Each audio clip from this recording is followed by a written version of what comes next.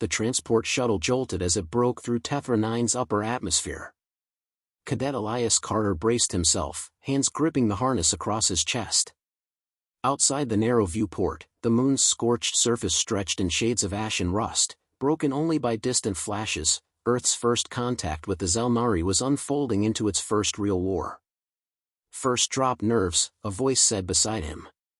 Sergeant Alana Hayes, older, grizzled, her voice cut through the shuttle's vibrations with a calm edge. Eli nodded once, not trusting his voice. "You'll be fine, rookie. Just keep your head low, shoot straight, and don't play hero." He managed a dry smile. "I'll leave the hero stuff to you." She chuckled once, then turned serious. "This enemy isn't like anything back home. They don't hesitate. They don't show mercy. And they sure as hell don't fear us." The pilot's voice came through the comms, approaching LZ Alpha. 30 seconds. Eli's pulse quickened. This wasn't another simulation at the training facility in Mars orbit. It wasn't another hollow lecture about tactics and honor. It was real, hot, gritty, and full of death. The ramp lowered. Tethra 9's atmosphere hit them like a furnace, dry, metallic, and stinging with static. Eli stepped into the fray with his squad, his boots crunching on red dust. The forward base had already seen action. Burned-out drones lay in twisted piles, and the scent of scorched metal clung to the wind. Automated defense turrets hummed low, scanning the horizon. They were too few. The enemy hadn't shown themselves yet, but the silence was louder than any gunfire. A gruff officer waved them in. "Carter, Hayes, command wants a recon sweep. North sector.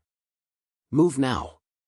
They followed the winding trench system to a ridge overlooking a barren valley.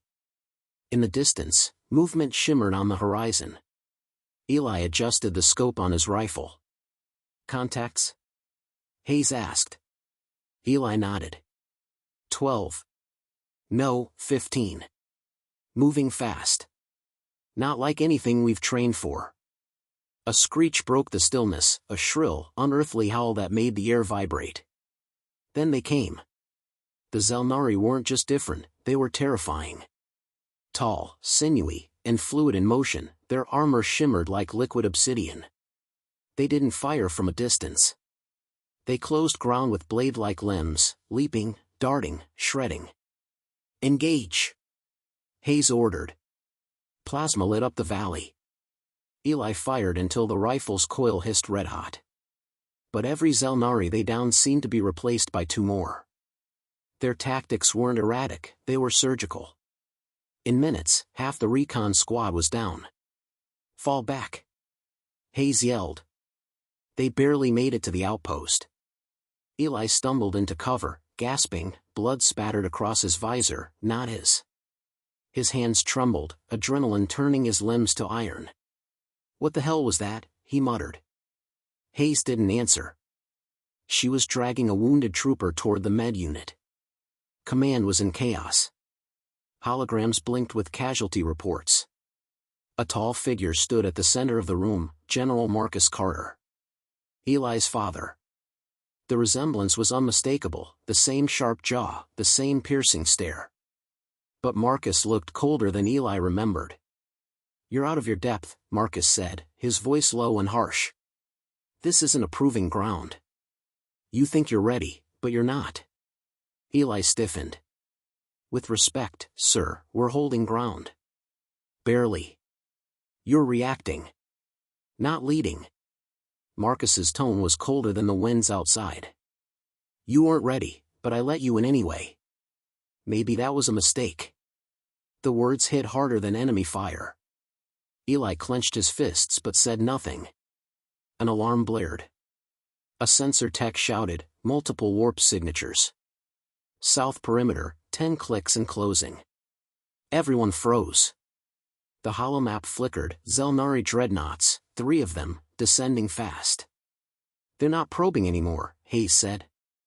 "They're finishing the job. Mobilize every unit," Marcus ordered. "Hold them at all costs." Eli turned, grabbing his gear. Hayes joined him without a word. They deployed to the ridge again, but this time it wasn't a skirmish. This was an extermination. The sky darkened as the dreadnoughts loomed overhead, casting shadows like gods of war. Xel'Nari forces poured out in waves, precise and merciless. Hayes fired from behind a shattered barricade. "They're cutting us off. Pull back to command." Eli hesitated. Around him, Earth soldiers were falling, crying, fighting in desperation. He saw a group of cadets pinned behind wreckage, their comms jammed. He ran. "Carter, don't be stupid!" Hayes yelled, but Eli was already moving. He reached the cadets, dropped suppressive fire, and pulled one after another to safety. When the last was clear, a Xel'Nari warrior landed in front of him, tall, blade-armed, and silent. It raised an arm. Eli's rifle was dead. A blur of motion, and the Xel'Nari halted. Another figure had appeared, massive, armored differently, glowing with authority. General Zorith. He looked down at Eli with calm disdain. Human. Weak. Predictable. Eli stared, too stunned to speak. Zorith backhanded him. The blow sent him crashing into the dust. Pain exploded in his ribs. Blood filled his mouth. "You send children to die in the dirt," Zorith said. "Is this the best your species has to offer?" Eli couldn't answer. The world faded as Zorith turned away. He awoke later in a medical tent, ribs broken, pride shattered. Hayes sat beside him, arms crossed, jaw clenched. "You got those cadets out." "You did good," she said quietly. "I lost half the unit," Eli replied, voice hoarse. "And Zorith, he wiped us out like we were nothing." Hayes didn't deny it. Eli turned toward the tent's flap, watching smoke rise into the black sky. This wasn't a test. This was a war humanity wasn't ready for. But they'd have to be. Because now, it was personal. The silence inside the medical tent felt heavier than any wound Eli Carter had taken. Around him, hushed voices whispered about casualties, retreat strategies, and names that would never be answered again. The rhythmic beep of a vitals monitor to his left was the only sign that he was still alive. Pain throbbed in his ribs where Zorith's strike had landed, but the deeper wound lay in his pride, and in the crater that used to be Earth's forward line. Sergeant Hayes entered, dust covering her armor, the visor of her helmet cracked. She didn't speak right away. "You're lucky," she said finally. "If he'd wanted you dead, he could have done it." "He wanted me to live," Eli replied, jaw tightening. "To send a message." She nodded. "He did. Loud and clear. They've pushed us back to Sector 12. We've lost half the surface." A technician burst into the tent. "General Carter needs everyone combat ready, now. We're making a final stand." Hayes helped Eli up, ignoring his grunt of pain. "Come on. There's no time for recovery anymore." Outside, Sector 12 looked more like a graveyard than a base. Smoke curled from broken turrets. Craters lined the landscape. Troopers huddled behind makeshift barricades, many too young to have seen real war. Drones buzzed overhead, relaying live feeds of the advancing enemy. General Marcus Carter stood near a tactical display, calm but hard-eyed. He didn't look at Eli when he approached. "You're walking." "Good," Marcus said without warmth. "You'll lead Fire Team Echo. Reinforce the East Ridge." Eli saluted stiffly. "Yes, sir." Hayes followed him back to the trenches. "He's harder on you than he needs to be." "He expects too much," Eli muttered. "Always has." "Then prove him wrong." They reached the ridge. Earth forces were scattered. Equipment flickered, barely operational. The soldiers with Eli looked exhausted. One of them, a teenage marksman named Lee, barely held her rifle steady. "They'll hit us here next," Hayes whispered. "This is the last line before command." Eli scanned the ridgeline. "Then we hold." The sky dimmed. Thunder rolled, not from clouds, but from engines. The Xel'Nari dreadnoughts reappeared like looming titans. From their bellies poured transports, sleek, insect-like, humming with dark energy. The ground trembled as they landed. Positions. Eli shouted. The first wave was fast, too fast. Xel'Nari warriors surged from the smoke, their armor glinting with unnatural fluidity. Blades extended from their forearms. Some carried pulse rifles that tore through cover like paper. Eli fired, hitting one center mass. It stumbled but didn't fall. Headshots only, he yelled. Lee took the cue and dropped 2 with clean shots. But the rest kept coming, coordinated, unrelenting. A blast rocked the trench. Hayes was thrown sideways, blood trickling from a cut above her eye. Eli pulled her behind cover. "We're not going to hold," she gasped. "I know." Eli switched his comm to wideband. "Command, this is Carter. East Ridge is collapsing. Requesting support." Silence. Then static. Then nothing. Eli gritted his teeth. "They're jamming us." The Xel'Nari had learned. They weren't just attacking, they were dismantling the humans piece by piece. Communications, supply lines, morale. Another transport landed behind enemy lines. Then another. And another. Fireteam Echo was down to 6 soldiers, then 4. Lee screamed as a plasma bolt caught her leg, dragging herself behind a sandbag. "Eli," Hayes said, coughing, "if we fall here, command is next." "I know." He looked toward the enemy lines. The biggest transport yet was opening. Zorith emerged. As if summoned by fate, the alien general walked slowly across the battlefield, untouched by gunfire, surveying the carnage with detached amusement. Eli stood. "Get them out of here," he told Hayes. "You're not thinking. I'm not going to let him humiliate us again." Hayes grabbed his arm. "You can't face him alone. Then distract him." She hesitated. "Go," he insisted. She nodded, pulled Lee onto her back, and retreated through the wreckage. The others followed. Eli stepped into the open, his rifle slung low, hands raised. Zorith stopped. He studied Eli like a scientist observing an insect. "You crawl back," Zorith said, voice calm and resonant. "Still breathing. Still believing." Eli said nothing. Zorith stepped forward. "You think courage will win you this world? Your species is a child, loud, fragile, reckless." "You're wrong," Eli replied. Zorith cocked his head. "Am I?" "You see us as weak because we bleed," Eli said. "But we keep standing. That's something your kind will never understand." Zorith moved in a blur. Eli raised his rifle, but the strike knocked it from his hands. Zorith struck again. Eli dropped to his knees, blood in his mouth. Behind them, the human command center erupted in flames. The eastern front was gone. Zorith leaned close. "I want your people to remember your failure." Then he turned and walked away, vanishing into the smoke. Eli lay still as fire consumed the ridge. The fall was complete. And the war, now deeply personal, had only just begun.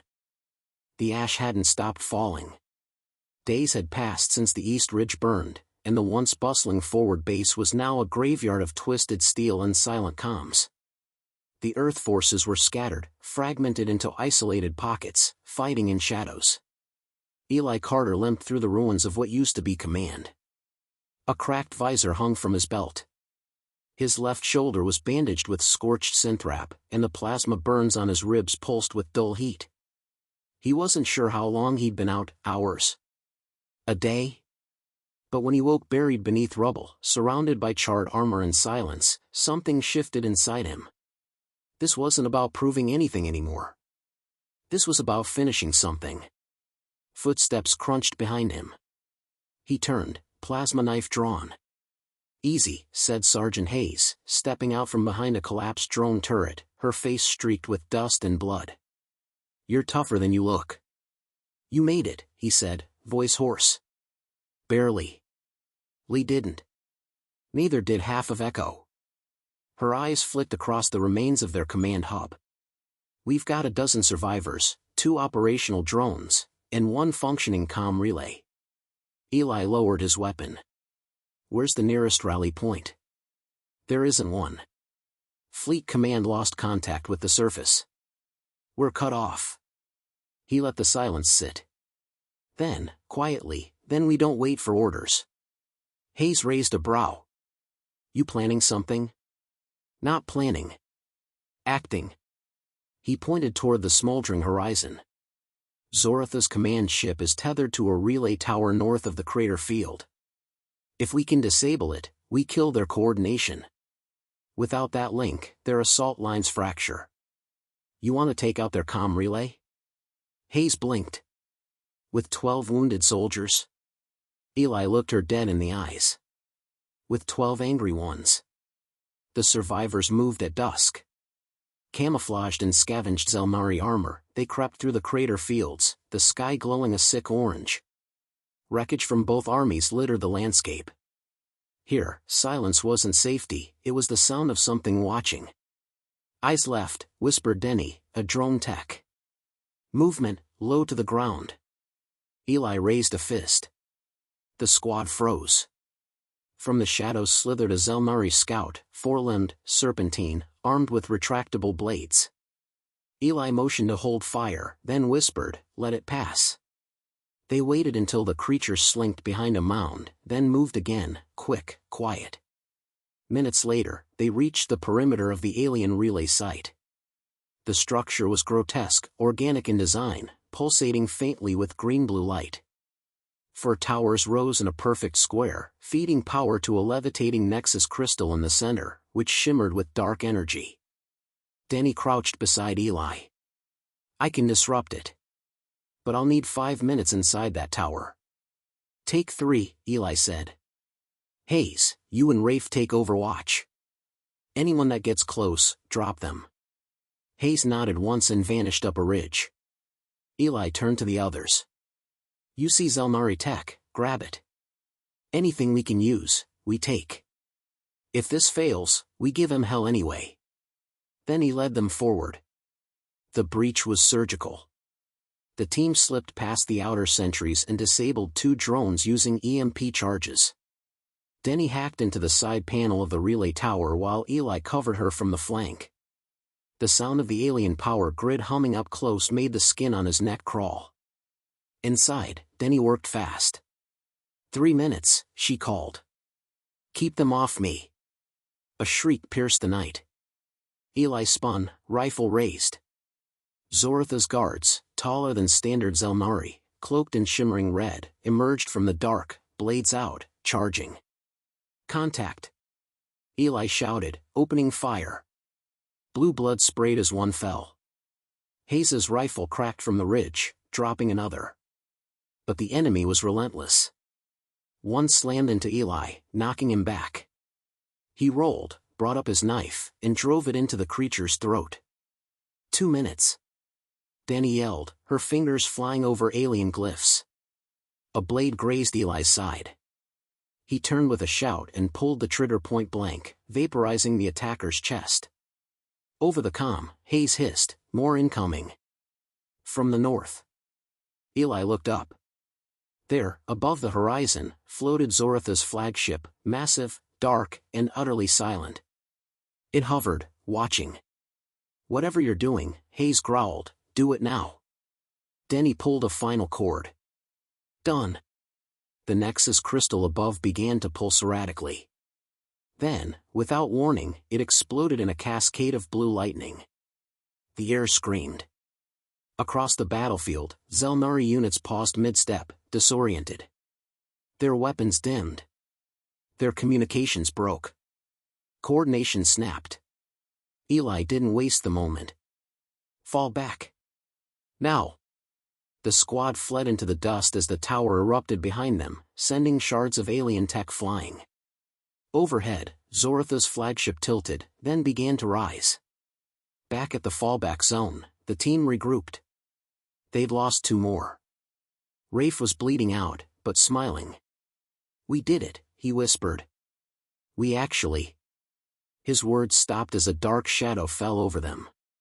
Zorath descended alone. Eli stepped forward, tired, bleeding, but standing. Zorath looked around. You severed my vision. Clever. You underestimated us, Eli said. Again. Zorath stepped closer. You are a single spark in a dying fire. Maybe, Eli replied. But even a spark can burn down a forest. The alien general raised his hand. Eli didn't flinch. A whine pierced the air. Then a blast tore through the sky as an Earth warship burst through the clouds, Fleet Command, answering the disrupted comm signal. Eli smiled. You hear that? That's the sound of your control dying. Zorath's eyes narrowed. This is not over. No, Eli agreed. It's just the beginning.